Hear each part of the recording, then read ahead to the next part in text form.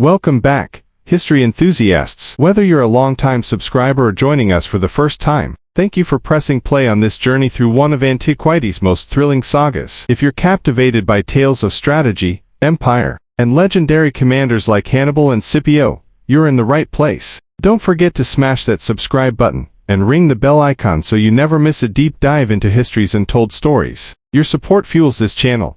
Drop a like if you're excited to unravel the epic showdown that changed the Mediterranean forever. Let's dive in. In the annals of ancient warfare, few conflicts have shaped the destiny of empires as profoundly as the Second Punic War, a clash of titans. It pitted the rising Republic of Rome against the maritime superpower of Carthage. At its heart was a military genius, whose name still echoes through history, Hannibal Barca. His audacious march across the Alps, his legendary victories, and his relentless pursuit of Rome's downfall, would forge a saga of strategy, survival, and unimaginable sacrifice. This is the story of a war that redefined the ancient world. To understand the Second Punic War, we must first journey back to its origins. The Mediterranean of the 3rd century BCE was a fractured chessboard of rival powers. Rome, once a modest city-state, had risen to dominate the Italian peninsula. Across the sea, Carthage, a wealthy Phoenician colony, controlled trade routes from North Africa to Spain. The First Punic War, 260–241 BCE, had ended in Roman victory, stripping Carthage of Sicily and imposing crippling reparations. But for Carthage, defeat was not an end. It was the spark of vengeance. Enter Hannibal Barca, a Carthaginian general who refused to accept humiliation. To rebuild Carthage's power, he turned his gaze to Spain, a land rich in silver and soldiers. On his deathbed, Hamilcar made his son Hannibal swear an oath, never be a friend to Rome. That oath would become a blood-soaked prophecy. By 219 BCE, Hannibal, now commander of Carthage's armies in Spain, laid siege to Saguntum, a city allied with Rome. Its fall was a calculated provocation. Rome demanded Carthage disavow Hannibal. Carthage refused. The Second Punic War had begun, but Hannibal was no ordinary general. He knew Rome's strength lay in its legions and its Italian allies. To break them, he would not wait for Rome to strike. Instead, he embarked on one of history's most daring campaigns, a 1,000-mile march from Spain to Italy, across the Pyrenees,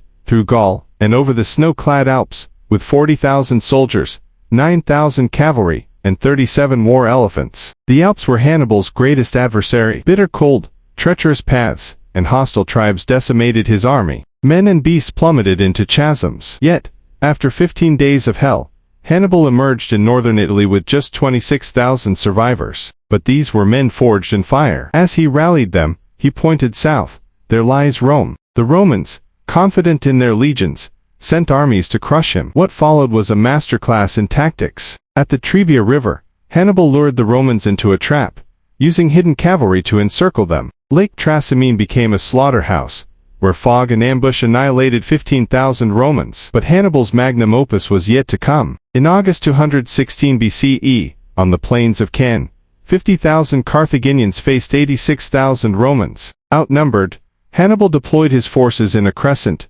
feigning weakness at the center. As the Roman legions pushed forward, his wings folded inward, encircling them. The result was carnage. By day's end, 70,000 Romans lay dead, a loss unmatched until World War I. Can became synonymous with tactical brilliance. Yet, paradoxically, Can was also Hannibal's undoing. He had no siege engines to take Rome itself. His plea to Carthage for reinforcements went unanswered. Meanwhile, Rome adopted the Fabian strategy, avoiding pitched battles, harassing supply lines, and buying time to rebuild. The war became a grueling stalemate. While Hannibal roamed Italy, a young Roman general named Scipio emerged. Learning from Hannibal's tactics, he took the war to Carthage's doorstep. In 209 BCE, he captured Carthago Nova, Spain's silver hub. By 204 BCE, he landed in North Africa, threatening Carthage itself. Desperate, Carthage recalled Hannibal. The stage was set for a final showdown. At Zama in 202 BCE,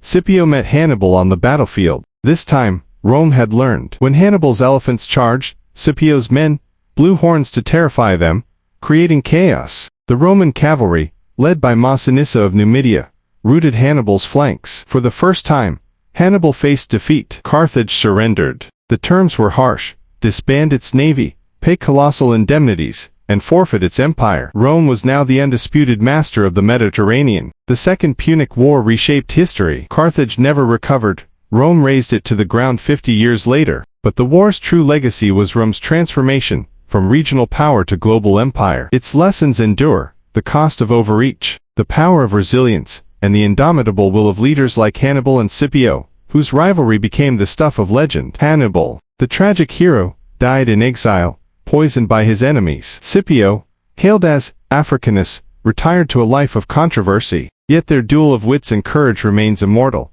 a testament to an era when the fate of civilizations hung by the sword. And there you have it, the thunderous clash of empires.